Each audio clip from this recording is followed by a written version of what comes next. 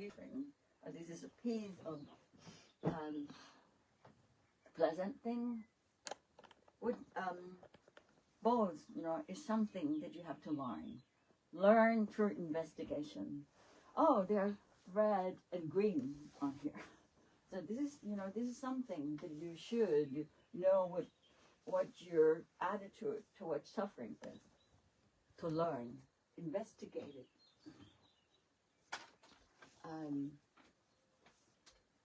And then now that's suffering. And then when it comes to cause of suffering, which are cravings, anger, all kinds of the cause of the suffering, our attitude towards that should be to let go of it. It's like letting go. It's like if this is what I think I have, this is all kinds of suffering on my body. It's here and there and here and there. And I have to, I have to be with it all the time, right? But then when I see it, it's like it's farther away from me. When I see it, I can't do anything. It will follow me anywhere, right? So what I should do is I will not try to push it away. That is but I should try to learn and then let go of it. That means that I will not pay any attention to it. I will not give any value to it any longer. It's there as it is. Okay, let it be what it is, and it will function its own natural function, which has nothing to do with me. It works in the nature with its own function, knowing that I don't have to really do anything because I can't. So just, okay, accept it. Okay, that's the way you are, and let you be. So this is letting go of the cause of suffering. Can I ask a question to this? So, for example, this is a toxic relationship. Yes. And I want to let it go. Then there's either the way to accept, okay, I can handle it, and I leave my partner as he is, for example, or she is. You can or see. Get rid of Okay. When you say toxic relationship, that is, it's like when you experience the toxic relationship, it means that you feel sorry, at this moment, and then stressful at the next moment, but then sometimes you feel okay with it. Mm-hmm. How would you say that the whole thing is toxic?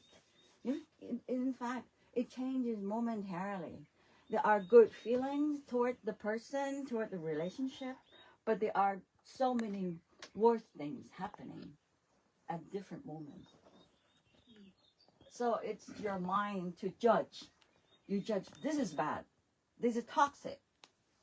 The true toxic does not exist. It is from the judgment. Okay, then to specify it, one person beats the other one, and they are in a relationship. Okay. And the person who is beaten. So you're being hurt, yeah. Mm-hmm. You're being hit, mm-hmm. Yeah. And then it hurts you, and then then I will come back to this one later. Okay. Yeah. So this is about the mental thing, okay. And so when we observe, we start to be mindful. There is no such thing as toxic relationship arising in your mind, right? No, it's just you just feel your foot, you feel the heat, and you feel tiredness, and sometimes thinking arises, and it's about this thinking that arises. Oh, I feel the toxic relationship about this person. It's in the content of the thought. So when you're mindful that the thinking arises, and your mind should pay more attention to the action that it's arising and it's gone, not the content within it, because that's concept.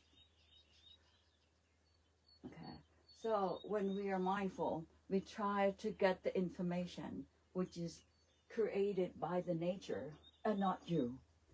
But when it's thinking, it's you who create this story.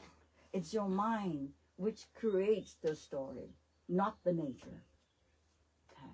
So, but in the nature, the process is, it can just boom, pops up. So this is the nature. You cannot deny it, that there is always thinking arises and thinking disappear. Thinking arises, thinking disappear. So that is the point where you have to pay attention to, not the story, but the rising of the thought and the fading away of it. See, there are two dimensions of it.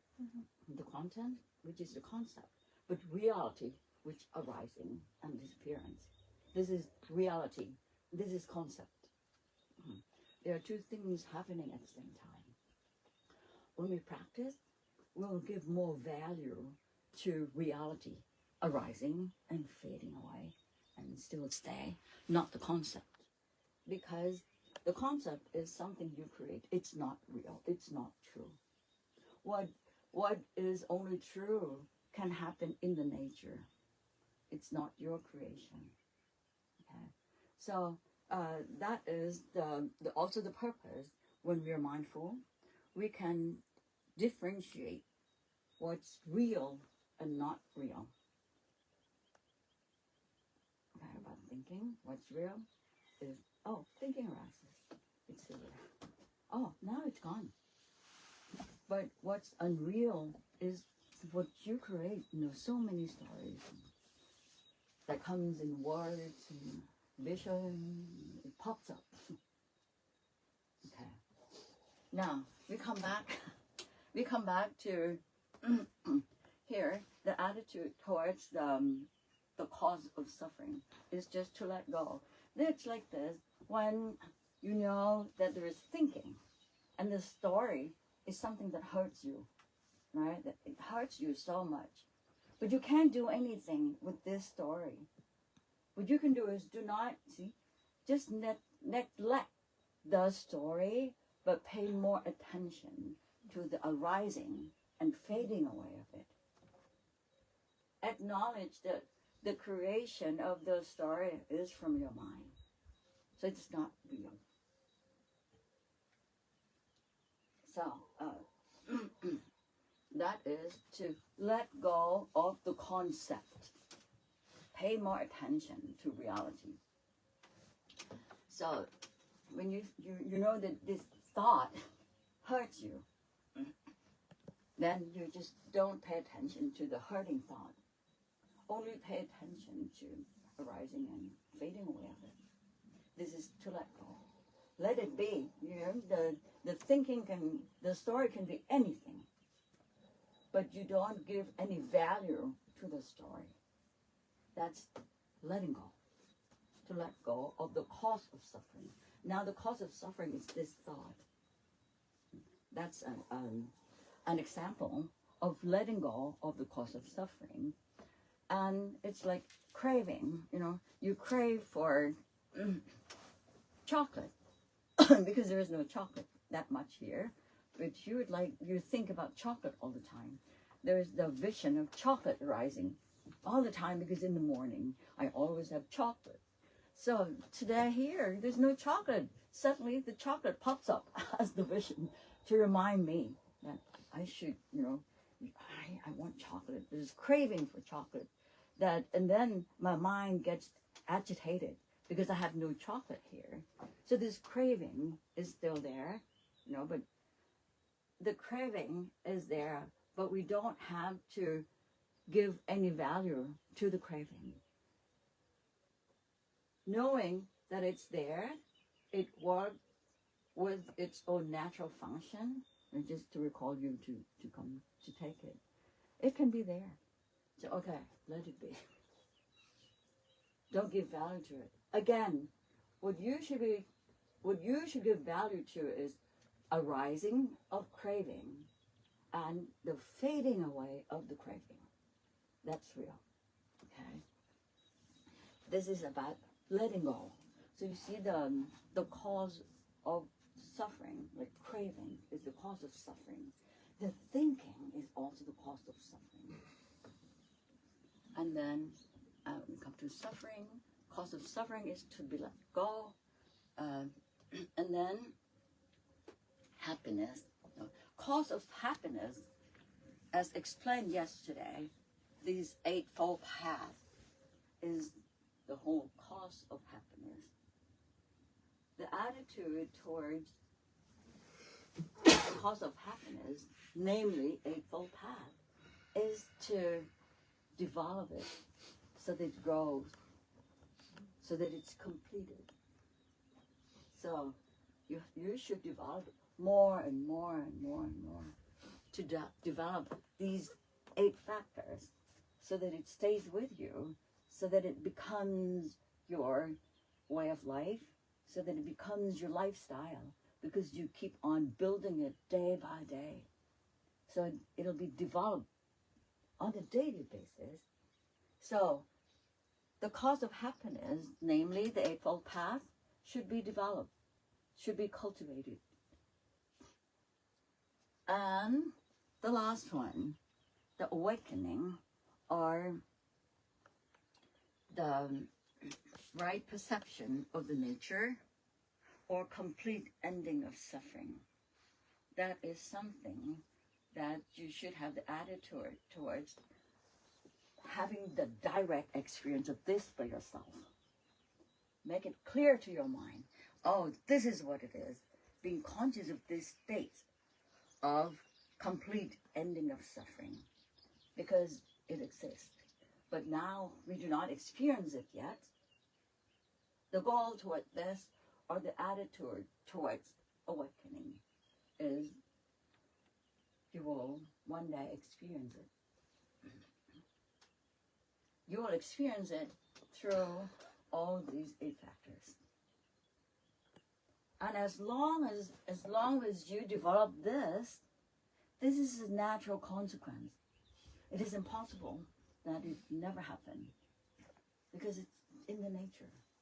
If you complete this is the consequence of the completion of the Eightfold Path.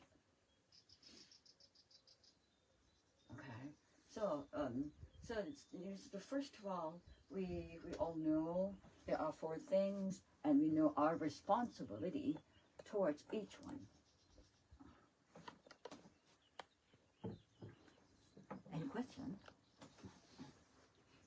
Yes. Do we need faith, or do we need to be convinced of all this process? Is it a faith or a conviction? Faith. Faith is a good word. You know, there are so many people with faith oriented. That is the first door opening to gain the knowledge, right? I think that's the same as in Christianity. The first thing is you need faith. Otherwise you close your door. But if you open the door, then you'll welcome all the knowledge. But the people have different temperaments. You know, sometimes it's like you need to prove it yourself before you can really believe in it. So in Buddhism, we open to that. We're open to all the proof of this, and once you prove it for yourself, you gain the experience. So you gain the understanding. Conviction แปลว่าอะไรอะน้อง ภาษาไทยไม่รู้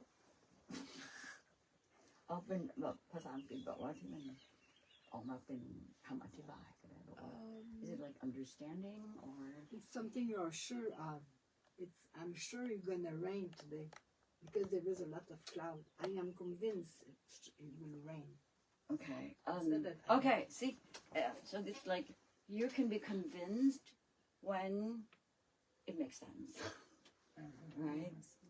I mean, first of all, it makes sense to you, and then for the people who cannot convince easily, you have to experience it by yourself. Then you're convinced.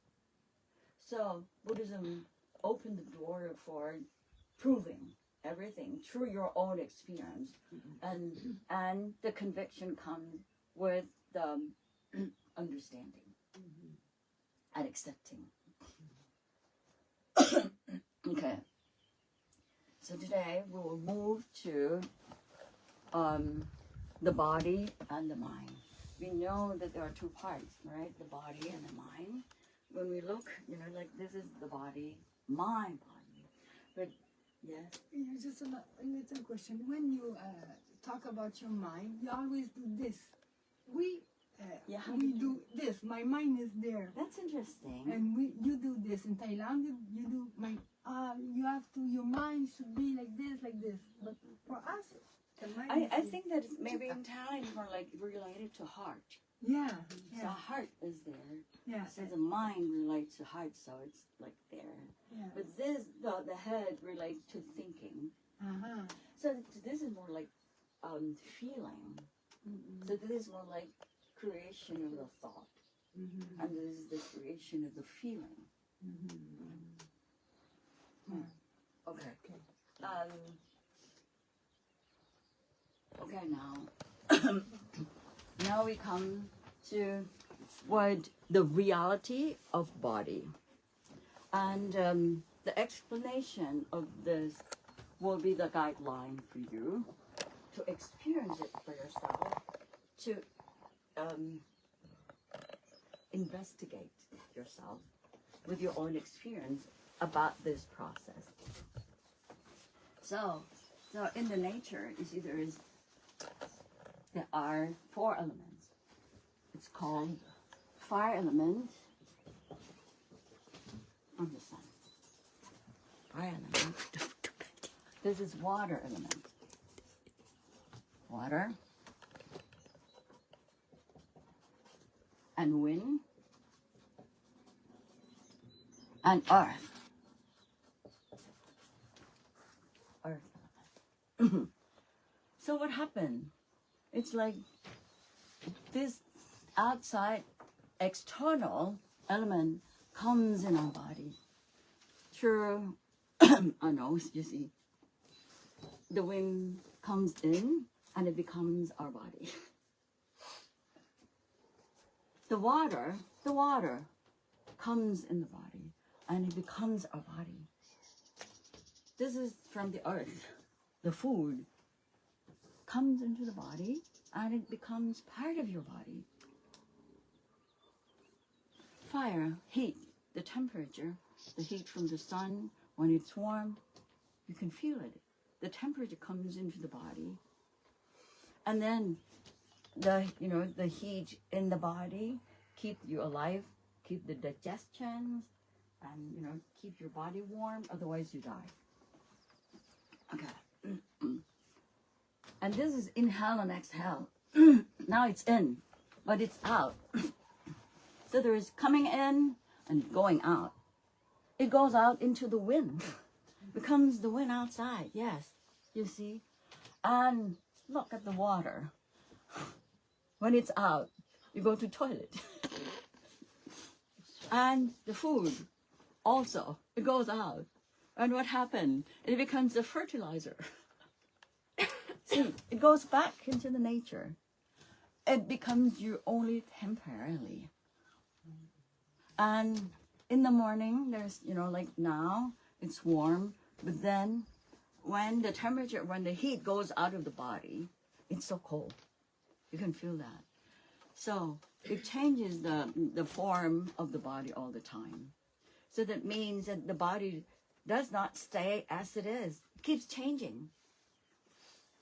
When you inhale, the body gets bigger here. Then because of the pressure change. The lung gets larger, and exhale out. So you see that this is the natural mechanism in the nature. It's not you who create inhaling and exhaling, but it's not that we really come back in and think about it this way. We just always take it for granted. We do not realize it. That's the circle. There is a cycle. Everything is the cycle. You're not you. You become, the air is now more air, more pressure, and now the pressure is decreasing. The water element increasing, and the water element decreasing. The weight, the earth element, you gain weight. You're heavier. because the earth element is the heaviness or the lightness, and also the heat, like the temperature changes all the time. So, with the body, it's the process. And when it comes in, what does it do? It creates the new cell, right? And it even creates what is it called? Chemical substance in the brain. In order it goes to the nerve that you can see, because the nervous and the cells all over the body, in order that you can get the information from outside, because you have nervous system, and the nervous system is nurtured also by all this, the whole system, in order that eye, ear, nose, tongue, and body can get the information from the outside. Okay, so there is the cycle of this. There is no you, even on the body side. And how about the mind? This is outside. It's like there are things outside. Would you see? Would you hear? Would you taste? Would you smell? And would you contact or would you touch? But you see that the things are always there. So many things. But if there is no contact, there's no eye contact, you cannot see. If the sound doesn't come to contact your ear or the nervous system, you cannot hear. Like this, if you do not touch the food, if the tongue doesn't touch the food, there is no contact. You do not, the knowledge of the food will not get into you. And the smell, and like the sensation, you touch, there's positive and negative sensation, pleasant and unpleasant. So all these comes in as the new information from outside, getting in. And it only gets in with contact, so it meets. And once it meets, there are two things. Like this is, let's say this is the nervous cells from the eye, and this is the telephone that I see. When it meets, there is the clapping sound. And that clapping sound is consciousness. It happens very, very short moment. Only when contact of both things starts, the sound arises. That means when it contacts, you're aware of the scene of what you see. This is awareness, or you're conscious of the picture that you see. At this, when it meets, you're conscious of the sound. The consciousness arises only when contact, with the contact at the same time, but very, very shortly. So you see that the information from outside gets in all the time through the eyes. Now you look, and when you see me, you hear me, and then you're, okay, by seeing and hearing, it like switch between seeing and hearing, just like this continuously. So it seems like life goes on. Seems like there is, you see this clapping sound continues, but it's not actually continuous like that. Like when it slows down, it's only momentarily contact. So when we're conscious of something, or awareness arises, when we do mindfulness, you walk. When there's the touch of your foot on the ground, the sensation arises there, right? So awareness or consciousness arises. So we know what it is. So the consciousness is the nature of knowing. I would say there will be nature of knowing.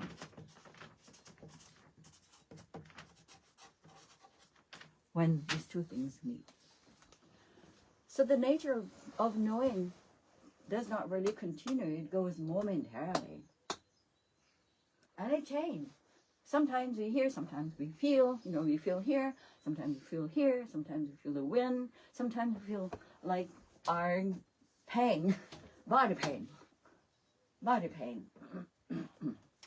the sensation.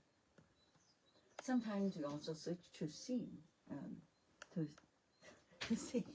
So it switch on, between all these 5 channels all the time, naturally.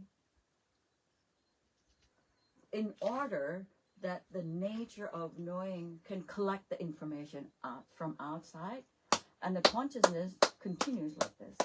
You live with this. And so this is the food for the mind.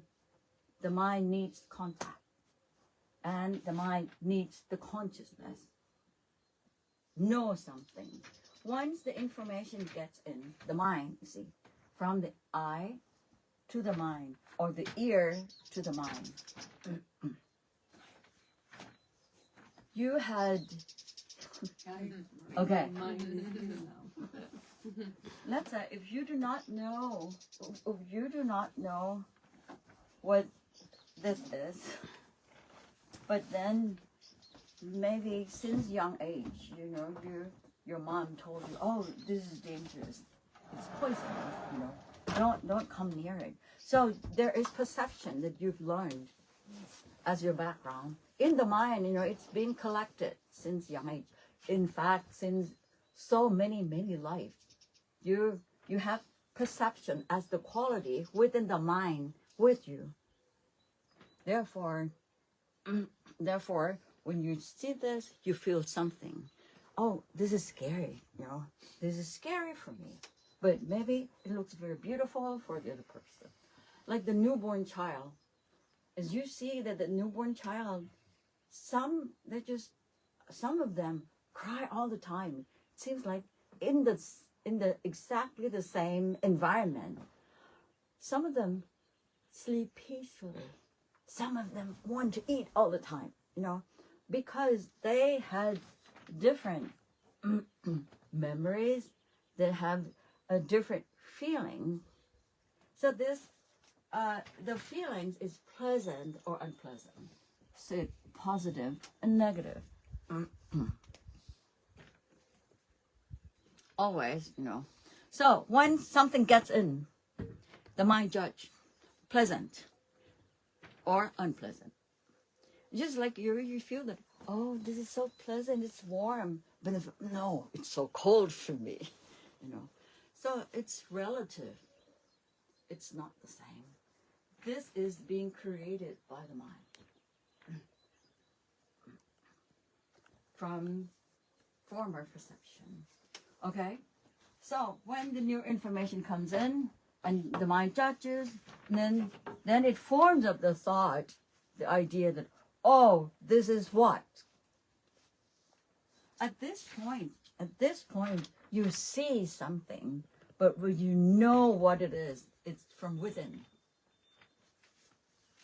The mind knows that, okay, this person is called this, there is the name, there is, this, everything, this is concept. So this is concept. But feeling truly exists in the nature. It belongs to the nature. You do not create it. So it's not concept. It's reality. Perception also exists in the mind. It's always there, and it keeps on working. It recalls something back into the form of vision in your mind. So the new concepts being formed up, we call it sankhara. This is a sankhara being formed up with the new information, like being cognized and like cooking. And then the new dish. The new dish is here. And then after the new dish arrives, then the mind, the next moment, the mind contact the new thought. And the new consciousness of the mind arises. So this is not the same moment. This moment one feeling. And then once there is a new story, the mind is aware of this story. The mind has different feelings already. So this is not the same feeling as this one. Keeps on. And then it creates the new conclusion. And then the new conclusion, with the new feelings that you perceive from here, so it's like momentarily the mind organs is conscious of something happening within you, like happening within, which is memories, which is the thought.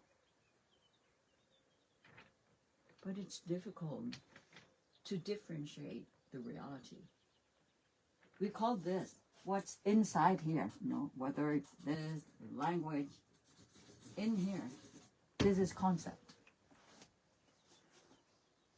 But the process is real. Everyone has the same process, but no one has the same thought.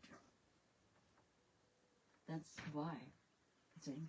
That's why it's called concept, because it is something being created individually, momentarily, but the process goes on the same way. So there is no new story or new thought. And then this thought also designates like the new thought is like, oh, I should go to walk now. Very nice weather. You look at the thing outside, and you see, I should go walk. So you go walk, and you kick the rock, and it hurts you, and then you have to go to hospital. So the new feeling, there is sensation here, and then the sensation goes to the mind, and then you think about, oh, I have to go to hospital, and then again you have to call someone. All these process again being created by the mind. It goes like this, and it makes the body move. It is the mind with the new thought makes the body move. So you see that we have thought here, and we have right thought here. There are so many types of thinking, like positive and negative thinking arising all the time. And we cannot deny, we cannot try to get rid of the thought because the thought is also the food for the next moment of the mind to exist. It goes on like this. So you see, there are consciousness of the body, 5 things, and the consciousness of the mind each moment of the new moment. There's consciousness of the mind, of the thought, the new consciousness of the mind, the feeling, the new consciousness of the mind, which from the memory, from the perception. See, it's like there are always new consciousness of the mind happening within, and the new consciousness of the body, of these 5 things. So altogether, just, it's like it keeps on conscious of this. So there's no such thing as soul in Buddhism. It's just conscious continuously like this. To us, it looks like it's continue, but it's not. It's one all after the other, one after the other. Yes. You see, it's like when you're mindful. Let's say if I look at you, you can look at me. See, there is something like blinking. Mm-hmm. I see you, and then there's kind of blink, and seeing you again. Mm-hmm. There's the slight blinking. Mm-hmm. It's not continue. Mm-hmm. Because it's one consciousness and the next one. Mm-hmm. Seeing the first moment, and it's gone, and it's seeing again, and seeing again, and seeing again, and seeing again. So it seems to continue. But if you really pay attention, there is this, like this. And it is the first art that you draw there is the one that is still reality. It's still real. the other side. This one. Yeah, this one. You can come up. This one. Yeah. This perception, memory, and feeling are real. Yes. And then from there on. It's part of the nature. Yeah. It's part of the nature because it's the natural process. You do not create your perception by yourself. It exists in the nature. It's our instinct, no? It's about our instinct. Instinct. How to say? Instinct. Instinct, or something that we know. Memory. Ancient memory. No. Yes, it's Condizionamenti dopo. okay. Before So it's like before the when we say Condition. education and memory before, no? That part is before our construction of life. so ฉันนึก before ว่าสัญญามั้ง It's about okay. our Let's say you have collected former perception in your past. We don't know how many lives. You have this information within your mind already. Therefore, sometimes you have some kind of the intuition. Something. It's here. It's being collected earlier. Okay. There are two factors within the mind which plays a very important role in judgment. It is perception that plays important roles in judgment, and also feeling, because it's pleasant and unpleasant.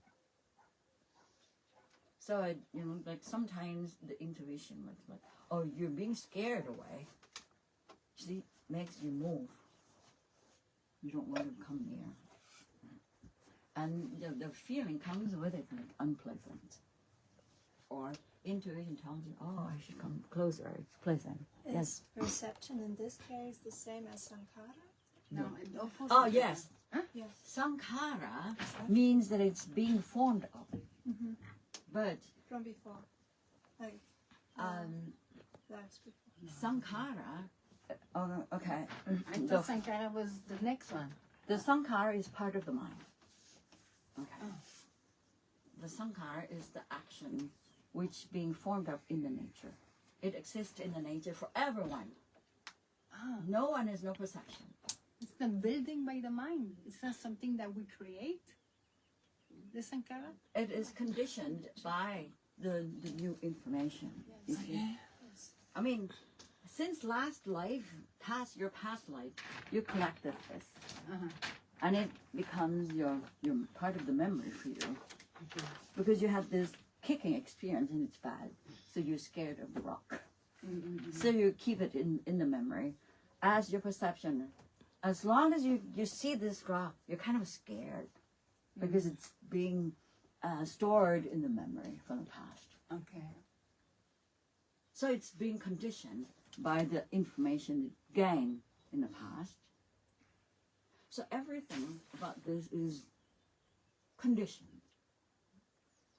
And all conditioned things are sankhara.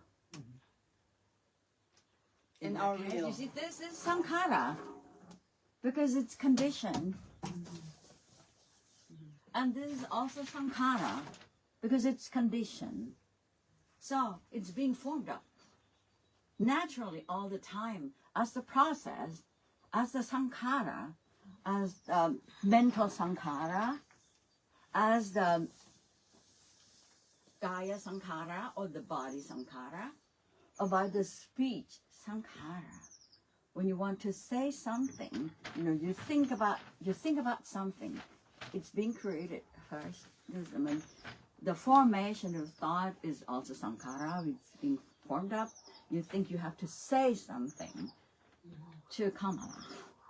And then you have to create the words, how to say it politely. So it's being formed up again in your mind first, and then it goes up.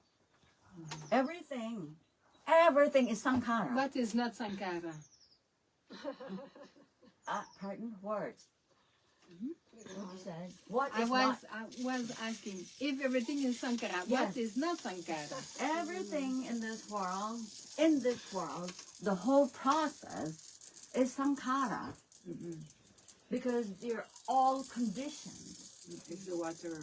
So, according to Buddhism, what is not sankhara truly exists, that is nibbana, the states of consciousness beyond Everything. sankhara.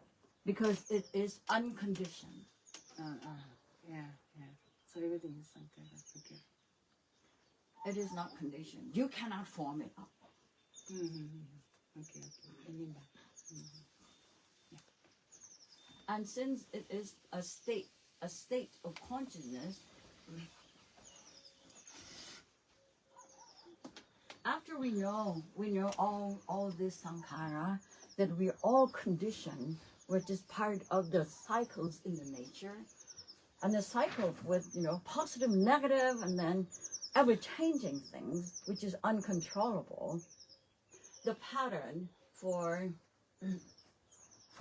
investigation, according to the sutta, is try to think and reflect.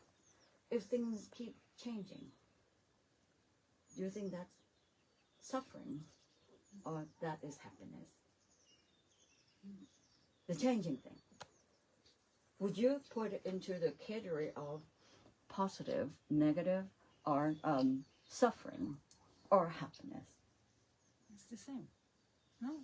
Sankhara, see, something, that's the thing, you see, that's when we penetrate into the changing, the investigation for the change, we see the change, and then the Buddha says, do you consider changing is suffering or happiness? And then the monks reply, well, whatever change is uncontrollable, so it's suffering. Because you cannot control it according to your will, it is suffering. So this is investigation from one thing, the changing, into the conclusion of the aspect of the true suffering of everything.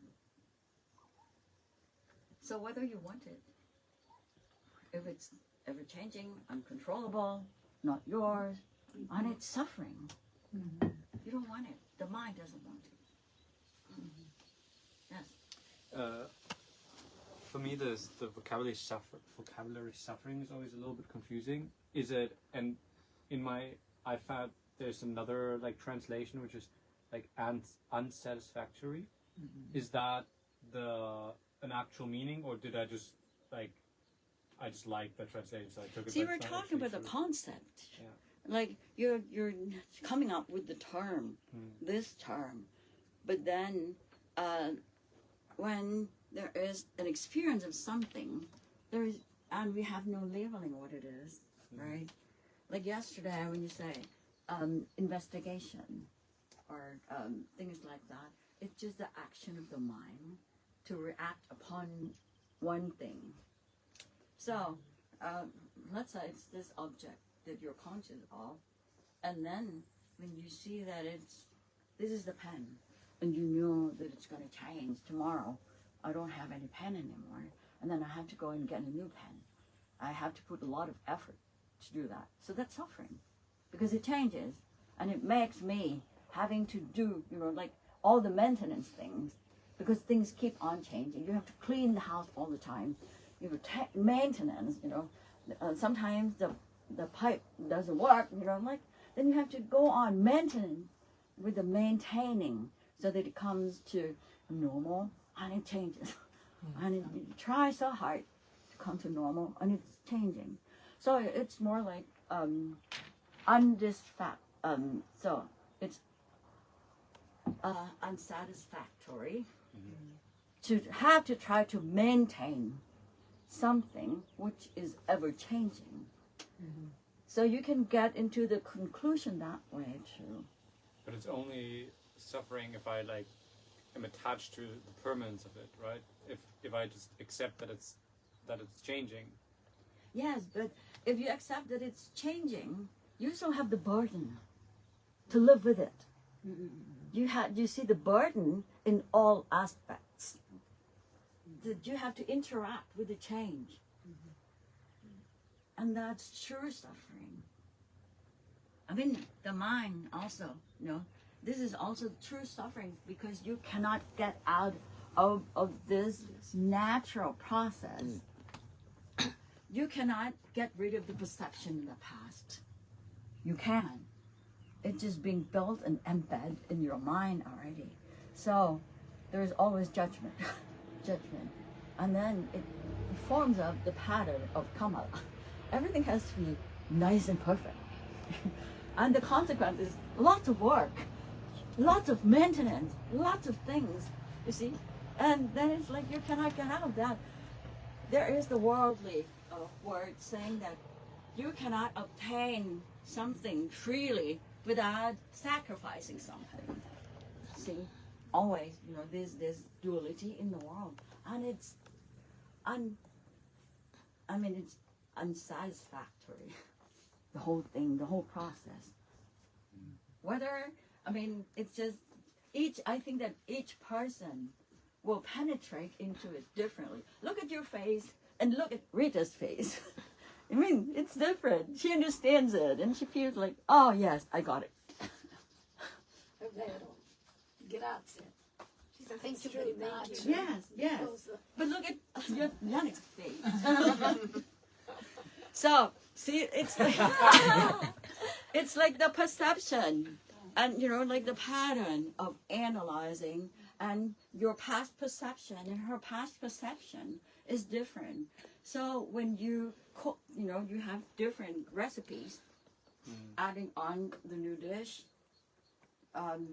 it doesn't come out the same. So that's different. So your conclusion might be different, but it doesn't mean that this is the only aspect of the conclusion. So you said it.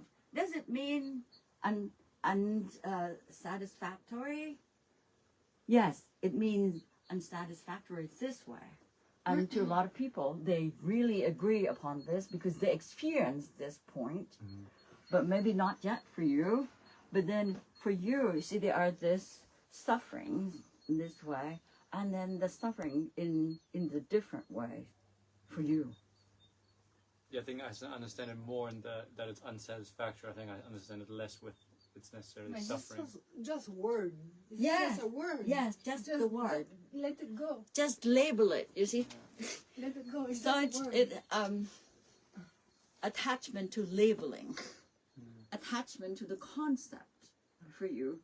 No one understands the word exactly the same thing due to the past perception being collected for so many lives in the past. So you see that you cannot depend on this. I think I don't know if it's not just about the word, but I think when you say, okay, something like always breaks or you have to do it, then I feel like that's something, okay, then I just have to do it. That's fine. Then I just have to, like, as long as I don't attach to, oh, it'll always stay the same. I think it's like this. Yesterday, when I asked you to carry the rock, you say, well, it's part of my life. It's fine with me to carry the rock. Yeah. That's the burden. Yeah. And then you say, it's fine with me to carry the rock. Because you don't realize that this is such a burden to carry it. Unless you realize that it is a real burden to carry this. And they realize that it's the burden. They see the burden. They see the burden of trying to maintain things outside. They see the burden in trying to maintain the life, maintain that it's clean. Otherwise, it's filthy all the time. They're like, in the morning, you're like coming out of the eyes, and we have to take a shower so that it gets clean. And then you have to wash our hair, and then we have to scrub it. Otherwise, everything is just so filthy and dirty. We have to take care of that every day. And it's the burden.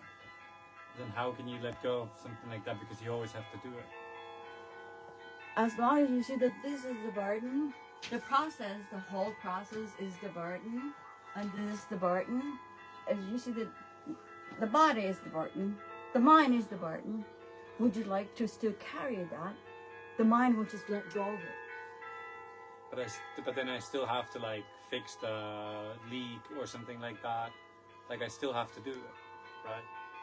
You still have to do, but not in the way that right now you feel fine. So it's like there is still this positive, negative, the dualism that dominates your mind. Because let's say if you do not see this process with your mind, you will not know that this process is the burden. So the whole mind is the burden. So if you let go of the process and the consciousness of the mind, or the mind itself. This is the mind, and lots of things here, and then the mind lets go of itself. It's there. It's there. So whatever happened within the world, it happens within this realm. Yeah. And then, it's like in the beginning there's observer. It's further away. But then at the end, this observer cannot exist in the nature. There is the moment when it happens and it fades away. This is also the nature. Observer is that way. So even the observer cannot exist. So what truly exists is nothing. Everything becomes illusion. This becomes illusion because it's like it doesn't exist in itself. And then the observer, finally, you find out that it's also illusion in itself because the observer cannot exist. So the true existence is non-existence. I wouldn't use the word emptiness. It's just non-existent. And then we can understand that through wisdom. But then it's not actually fixing the pipe or the leak or whatever that's suffering, but the way I relate to it, right? Yes. Right? The attitude towards it. Yeah, okay. I think that's what I meant with I didn't understand that having to fix the pipe is the suffering, because it's the way that I relate to it. That is.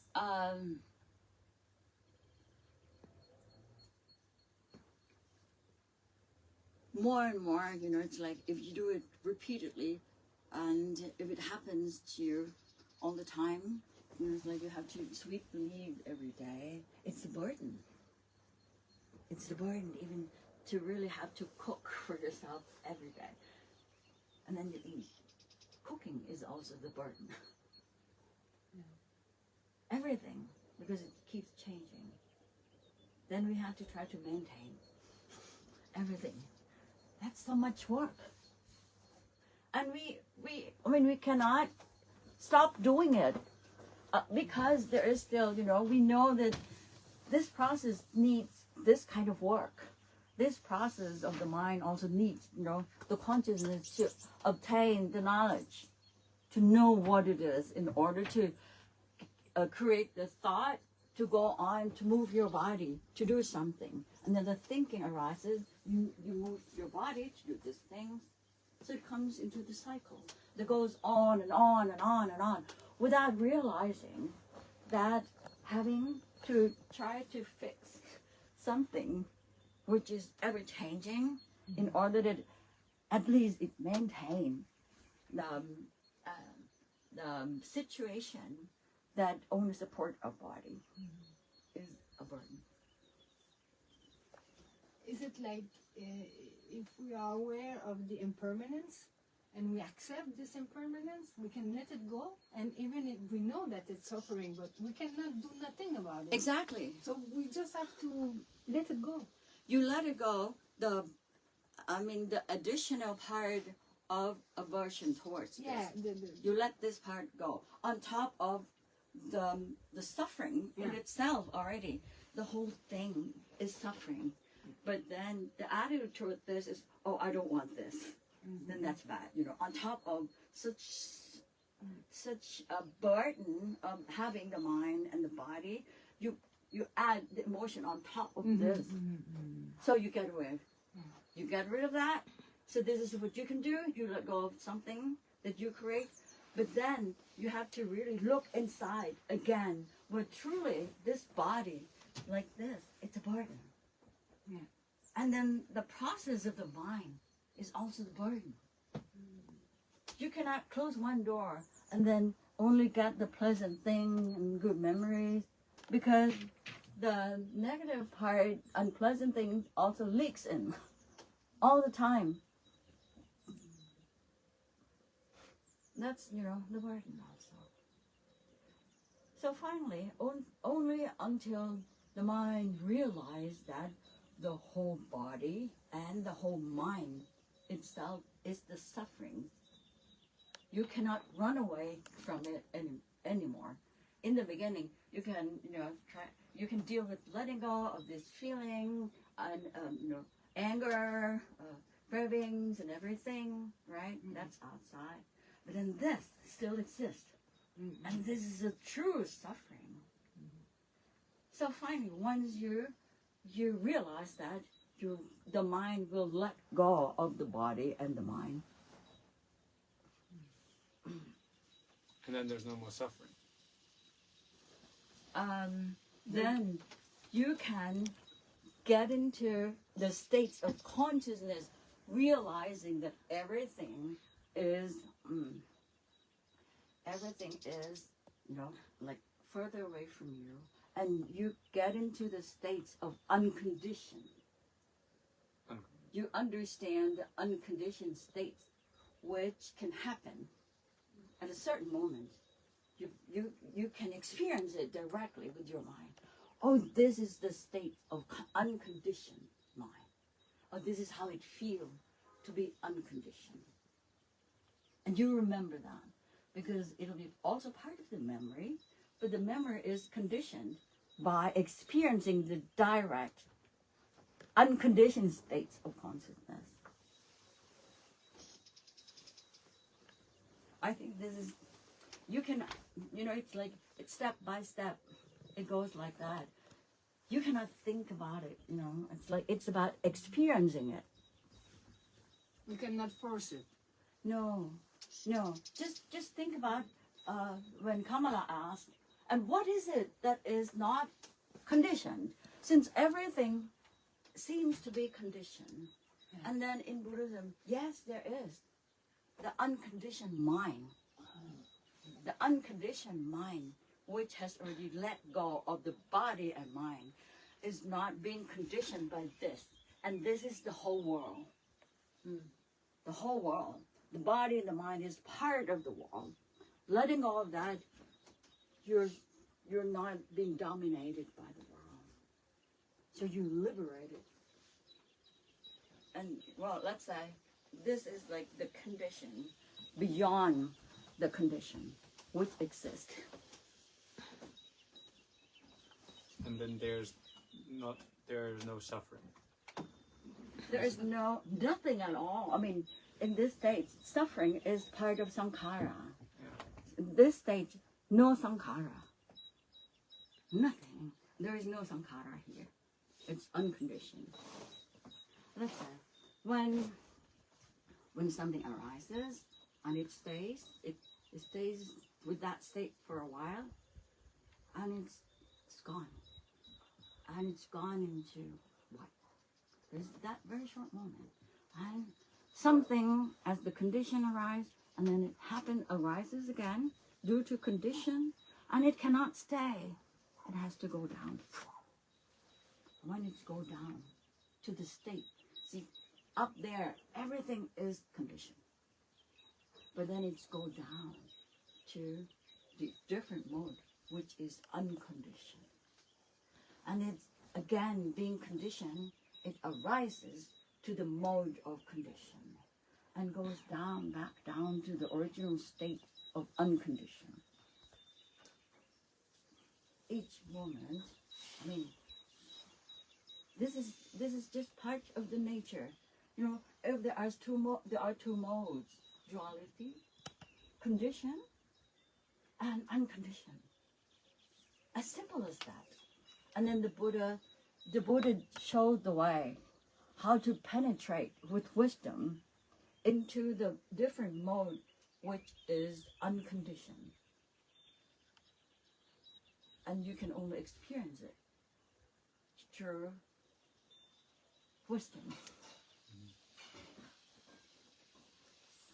For me, it's difficult sometimes to follow this when it's so abstract. I think I got it, but still, would it be Yes. possible to make an example? Give an example. Okay, and that is why we have to learn by ourselves. You see, because this process happened within you. This is like the map. So what you can do is observing whether there's such process. You know, like sometimes you go to a washroom. Oh, I see. This is this process. When you put your food in, so it's this process. Knowing that some chemical things is happening within your body, you know that this is not your body at the previous moment anymore. So it keeps changing momentarily. So it's more like cycle. These things change, and when something is being put in, it change. Something being put in, it change. It goes out and it change. Comes in, it change. Goes out, it change. Whether you're, it also needs the observation and prove this experience by yourself. And also like the mind, it's like if you see something and then you see that the thinking arises after seeing, the thought arises. So the thought arises conditioned by seeing. And the thought is also conditioned by the previous perception. You can't do anything with it, especially with the people who are pessimistic. The new creation of the thought is, sometimes mostly negative. So if you follow that, you're not mindful of that, it flows with that. Because this is the natural process in the nature. Only until you realize that you're mindful of it. Mindfulness is the only mental factor which is considered to be wholesome. So whenever something unwholesome, something on the negative side is within your mind and you're mindful, like you see that, you're mindful.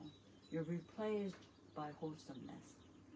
So that is the first step to change things. Without having to think, you're mindful, then there is a break. Wholesomeness is gone, being replaced by mindfulness state of consciousness. So, it's only through observation in order to understand the process. Just like when you went to school and the teacher told you that, in this body this is heart, and then the blood vessels and brain, and there are so many systems, like so many circulation system here within the body. We knew it. And it's not difficult for you, right? To understand the system within the body. This is the same, the same system. Except that you never realized about it. This is like the first time. But when you were young, whatever the teacher told you, what's inside you, it seemed to make sense.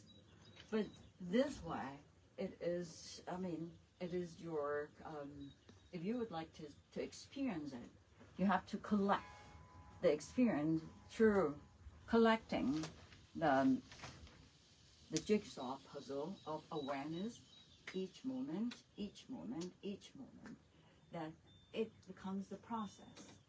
And you see the process, and you understand the process by yourself, through your own experience. That is what Buddhism is all about. See, to understand and know the whole process in order to get out of it, if that process is suffering. So, and then the truth is in the movement. The process, yeah. She said, The tool. It's No, not the concept. truth, the truth. The movement is not concept. The movement is, you know, when you move, then you have sensation. Before one moment and another moment. Okay, the tool is to learn about consciousness. Okay, this concept. Yeah, this, you see, one that made this consciousness, hearing consciousness, this is consciousness, Condition, changing. conditional. And then there are not only But, 5 sense conscious. But Puoi dirmi in italiano between one moment and another moment, Yes. there is the truth. The truth or the truth. Verità. Is the truth between each moment, between one moment and another? Is the truth between those two moments? But what is the truth? Okay. What do you mean? Cosa vuol dire? See, that's you're something like awareness, and then awareness is gone. Okay. Okay? And the truth about the moment when it's gone is being observed momentarily, and finally the conclusion will be the experience of understanding that very specific moment. Okay. Thank you.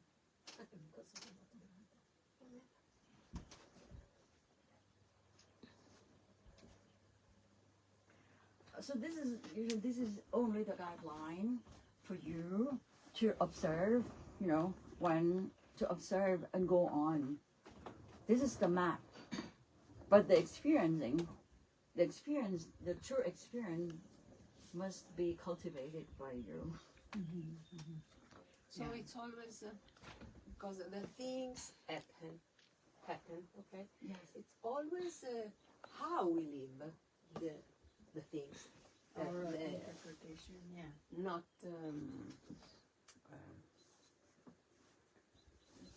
Okay. not why, you know? The things happen that, happen another thing. Okay. It's how you relate How to. you live.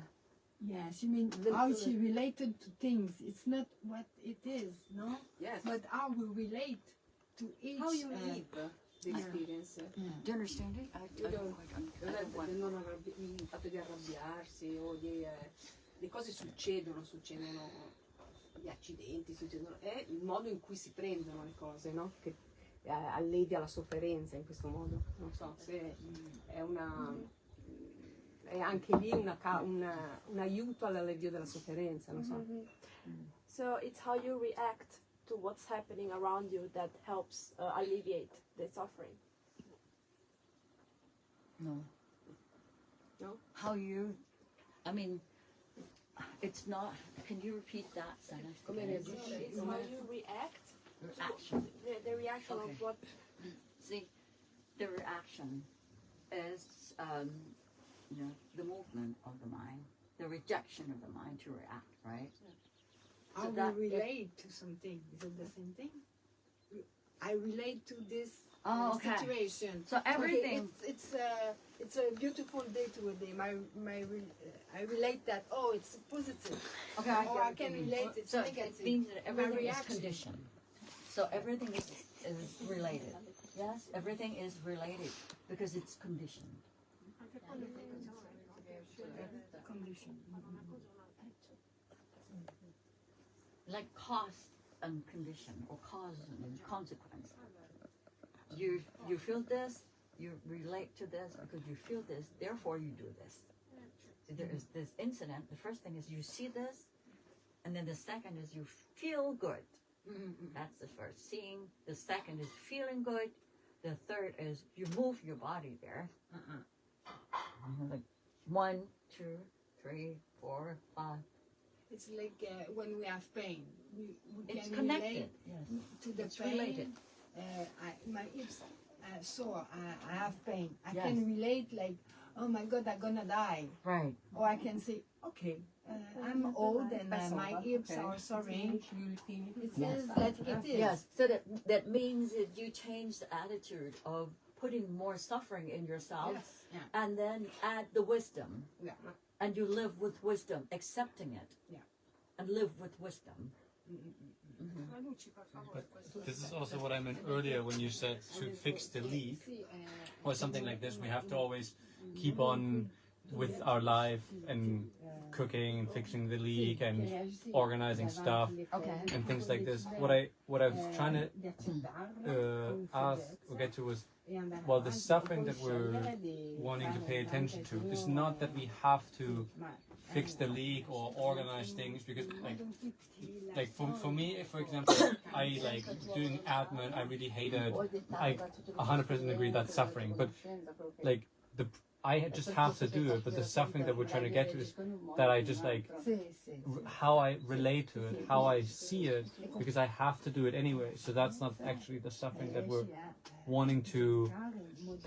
That's not having to do the thing is not actually the main root of my major suffering, but that I have this expectation of I don't want to do it, and I have this aversion towards it. I'm like, oh, I really don't, and then I, postpone it, and then it's even more urgent, and then all these things. This is the thing that's actually like the suffering, not okay, I have to fill out a form. That's the like minor 1%, and then I add all the 99%, right? Yes, but the major part is this 1%, which is true, which is you add on so many things. I don't like this, but if you accept that, that's like what Dhamma says. Okay, it's like something that you just do it, until it becomes the routine, knowing that, it's part of life. Accept it. It's part of the normal life. But it doesn't mean that this suffering this burden is gone. Yeah. It doesn't mean that it's gone. It's there, but it doesn't dominate our mind. Okay? It doesn't dominate our mind. But having the body and having the mind, that's suffering. Okay, yeah. So that's different layer, different dimension of suffering. Yeah. And then the true layer of the true dimension of suffering is having this. Having to live. Having to having the body. Because having the body, then you have pain. The body is the cause of pain. You have the mind, then it's also cause of so many sorrows. So this is the real cause. Life. The life is real cause of suffering. If you never born, you won't Yes. know that. Just when dal momento in cui nasce arriva So it is like if we do things realizing that yes, this is the burden, but the mind doesn't mind. You're doing it with understanding, but admit every moment that it's the burden. Life is the burden. So if life is the burden, is it suffering or is it happiness? il fastidio. È la vita che è il fastidio. Then it sounds like if you say it like that, it's like it sounds like the conclusion is to like resign in a deep depression. Like if you just like say everything is a burden. I think that is why, when Buddhism explained about suffering, that the true suffering is life, is body and mind, then in the West, people will think, why Buddhism is so pessimistic? It's not pessimistic. It's real. It's real. It's true. It's not pessimism. Look at them. They said, yes, it's true, it's true. And then the young one said, oh, I don't understand. I think I'm with him actually. Yes. Because I think for me Buddhism, or what I experienced in the Goenka retreats, was okay. I accept that there's suffering, and I accept like I have to die and stuff like that. And by that, I get happiness. And this part is missing for me to this moment. Because you want the consequence of happiness. No, I mean like to this point we just talked about the cause of suffering, but we didn't come to the point like, okay, and by practicing Buddha's teaching, Dhamma, we get happier because we see the real happiness. Okay, the real happiness is the final stage. But see, the happiness, there are so many different layers, levels of happiness, as I explained yesterday. Like happiness from outside, happiness you create from inside, and happiness is you're totally independent from your body and your mind. Get conditioned. Unconditioned. Yeah. Because the whole body and the whole mind is conditioned things. You hold on to that. So once you let go of the condition thing, body and mind, then you're liberated. And only then that is true happiness. So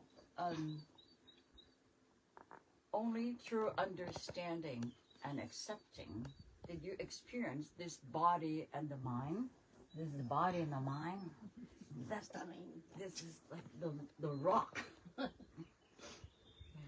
The burden. This is the rock you have. But now you say, no. I mean, you don't realize this is the rock. So in Buddhism, I mean, you have to come to realization that life, this is the whole life, is the heavy rock. Otherwise, the mind will not let go. So as long as you're holding on to this, you're conditioned by this. But if you let it go, you're not conditioned by that anymore. So the teaching of the Buddha, the final goal is to understand the suffering in so many dimensions. The letting go of something outside that, like having you carry this, and then you're carrying this, and then you run to search for something happy. You're carrying this. Oh, this is happy. It's so good. But then happiness is gone. You run with this to the next something outside. This is like vacation on the beach. Oh, I'm so happy. And it's gone. You have to go back to work. You carry this with you all the time. But this is the happiness you're searching for, not knowing that you carry this with you. Okay, and then the first thing is you realize that this kind of exterior happiness or pleasant things that you're searching for is so impermanent, lasts so short time. So you better accept the negative part of the external things that comes to your experience, so that you don't have to really run to search for the things external. But it doesn't mean that this suffering is gone. So running outside is the suffering, one suffering that you can let go. And then it's a kind of happiness is happening within the mind. Right? It's getting lighter, but this is there. So you're getting step by step lighter until you put this, and you're out of suffering. But to get to this point, we also need to experience those little levels of happiness. That's true. Because, for example, you can step on the path because also other people are bringing you food and so on. So then it is. I would like to when you said that, in order to step upward, you have to get happiness, step by step. It seems like the goal, step by step, is happiness. No, I just wanted to say, like, it's not like, okay, now we are we are living in the illusion, and then we realize one day, and then everything is clear. It's not like that. It's like the water gets clearer until we can see. Of course. Yeah. Yes. Step by step. Step by step. Yeah. But I'm explaining that the Buddha's teaching, final goal is that one, the total happiness which is unconditioned. So you go step by step until, like before that, you have this and you have this is outside, and you let go of that, oh, it's a little lighter. Yeah. Okay. And then now, well, this is the biggest one. And then, okay, you it can take you many life to Yes. let go everything. Yes. You have to be happy if you can let go like this, once at a time. Yeah, I Yes. think It can be many lives, but it can also be within this life. yes. Yes. Even if you are old like me. Yes. And still, so I totally get it theoretically, but practically, I think. It's the same for me. Eh? So, for example, you're living in a monastery and you have a lot of time to practice because also other people care for bringing you food, working in the Yes. garden, whatever, Yes, yeah? yes, Doing yes. tasks which you Yes. have to do. Yes. So how could everyone get enlightened when nobody cares who is like in the row before? Yes, you understand what I mean? Like, then like one day we would have to get born and then directly realize, oh yeah, okay, that's it. And then there's no life, no next life. You don't have to live in a monastery to get enlightenment. Exactly. You can. Everybody Exactly. can get enlightenment. And It's not, in fact, in the beginning, like there are 4 stages of enlightenment. The first 2, I think it's much easier to live in the world because you face lots of interaction with the chaotic world. You see more suffering. So just different kinds of suffering. But then the last 2, maybe, the last 2 steps of enlightenment, you really need, lots of time to really, see both sides, within and outside. So it doesn't mean that the normal people living in the world cannot get into enlightenment because there are 4 stages. you can always observe everything. You observe Yes. your daily life. Yes. You observe when Yes. you are in a monastery, or you observe when you are at the kindergarten. You are observing yourself, so you can learn and you can. Observing means learning too, you see, because you collect information through observation. And observing means to be mindful, momentarily. Momentarily means, moment by moment. It's not like continuous like this. It's like moment, one thing you get this, another moment, another moment, another moment. So mindfulness should occur often and not continuously. Make it happen often. It's also when you decide how to live, how you eat, what you eat, what you Right. your work, and everything, no? If you become the observer of this, interacting, you see the process. Sometimes you know that that food is not good for you, but you eat. Because you attach to the taste. Right. Yes. Take care, no? Step by step. Also beginning from that. Like, in fact, like eating, when you consume something, you know that the middle path is to sustain this life. And more than that, to sustain is not enough. It has to be delicious. And it has to be, beautiful. More and more and more. That's, like being added on to trigger more and more cravings in human beings. But in reality, what we need to sustain life is, something healthy, and sometimes it's just tasteless. So you eat with reasoning, with wisdom, not to serve your pleasant feeling. To add something, sometimes we think that to practice Buddhism or to go to the final goal that we need time. But I remember at your temple there is a place, if you have time to read, you have time to meditate. Yes. Yeah, because each breath that you take Yes. is an observation of the reality that can Yes, make right. you understand all the process.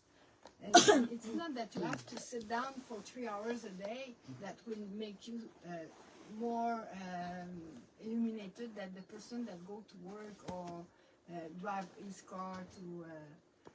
It's every moment where you are mindful that is important. Yeah, it's like, let's start from one breath. Inhale, the air from outside gets in. Something changed within, right? It changed already. And then it's out. And if it ends there, this is only one moment that you live. And then once the new air gets in, that's the new life. Everything changes again. So it keeps on changing. Like you pump this into change. And change stops. And then gets in again, change. And the change stops. And it gets in again, it change stops. So this is what happened. And it's not only that, this change, and it needs to go out. That's when we observe this, it happens every moment, every breath. Whether we realize that or not, whether we pay attention to all details which is happening really underneath our nose. And it gives you so much information that relates to what's within you, and the pain, and the will to try to relieve the pain. You have to take the medicine. You have to depend on so many things. From this, it relates. You said it relates to so many things, which show that everything is in such condition. You're a slave of this natural condition things. Just